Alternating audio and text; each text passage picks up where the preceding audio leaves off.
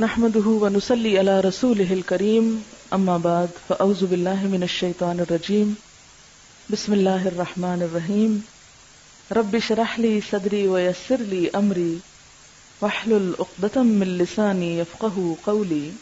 مال کی بات ہوئی تو حضرت اسماء جو تھی ان کو صدقہ کرنے کا بہت شوق ہوتا تھا۔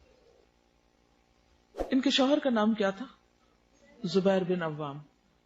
اسماء بنت ابی بکر سے روایت ہے کہ وہ نبی صلی اللہ علیہ وسلم کے پاس حاضر ہوئی، عرض کیا اے اللہ کے نبی میرے پاس کوئی چیز نہیں سوائے اس کے جو زبیر مجھے دیں، یعنی میں خود کچھ نہیں کماتی، کچھ ہے ہی نہیں، میں کیا صدقہ کروں؟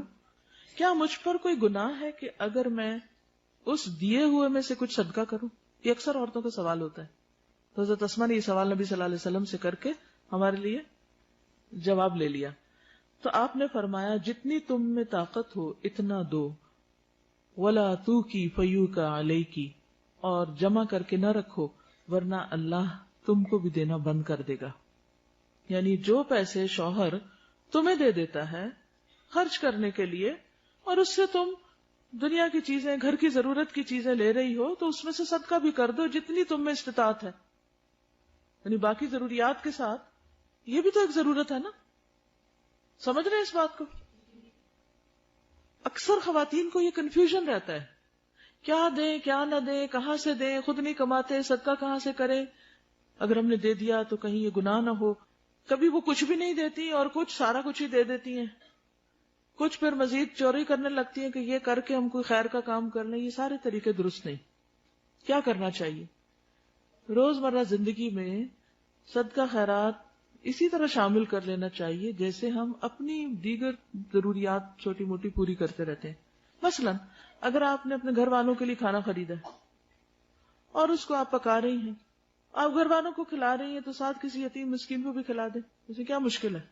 اب اس وقت آپ یہ حساب کرنے بیٹھیں گے او نو میں تو یہ نہیں دے سکتی کیونکہ یہ میرے شوہر کی آمدنی نہیں۔ آپ صلی اللہ علیہ وسلم کا جواب بہت خوبصورت ہے۔ آپ نے فرمایا جتنی تم میں طاقت ہو، جو تم اس میں سے کر سکتی ہو اسے دے دو اور جمع کر کے نہ رکھو۔ لا تو کی فیو کا علیہ کی، بند نہ کرو، تم پہ بھی بند کر دیا جائے گا۔ حضرت اسماء کو چونکہ حضور صلی اللہ علیہ وسلم فرمایا تھا کہ تم بند نہ کرو، تم پہ بھی روک دیا جائے گا، تو وہ روکتی نہیں تھی، جو آتا تھا جب دینا ہوتا تھا ساتھ ساتھ دیتی جاتی تھی۔ اور حضرت عائشہ کیا کرتی تھی کہ وہ جب کچھ اکٹھا ہو جاتا، جمع ہو جاتا، پھر اس کے ساتھ وہ دیتی۔ دونوں ہی طریقے درست ہیں۔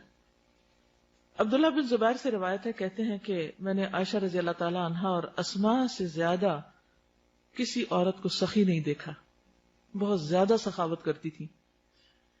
ان کی سخاوتیں دو طرح کی تھی۔ حضرت عائشہ جمع کیا کرتی تھی اور ذرا ذرا جمع کرتی تھی، جب کچھ جمع ہوتا تو تقسیم کرتی، اور حضرت اسماء کل کے لیے جمع نہیں کرتی تھی، ساتھ ہی دے دیتی تھی۔ اب آپ میں سے جس کو جو سوٹ کرے وہ طریقہ اختیار کر لے۔ اس سے یہ پتہ چلتا ہے کہ دین میں وسعت ہے۔ کسی ایک لگے بندھے طریقے کو دین سمجھنا اور اس سے ذرا ادھر ادھر ہونا، اس کو غیر دین سمجھنا، یہ درست نہیں۔ ہر شخص کو اپنے حالات کے مطابق نیکی کے کام کرنے چاہیے۔ اصل چیز ہے مقصد کا حصول۔ رستہ ادھر سے بھی جا سکتا ہے اور ادھر سے بھی جا سکتا ہے، بشرطے کہ آپ وہیں پہنچے جہاں پہنچنا چاہیے، کریں وہی جو کرنا چاہیے۔ جی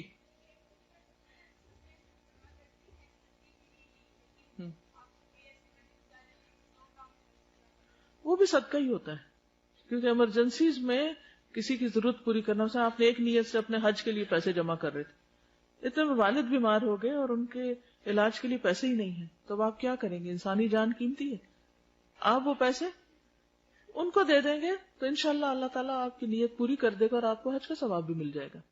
تو ایسا کیا جا سکتا ہے۔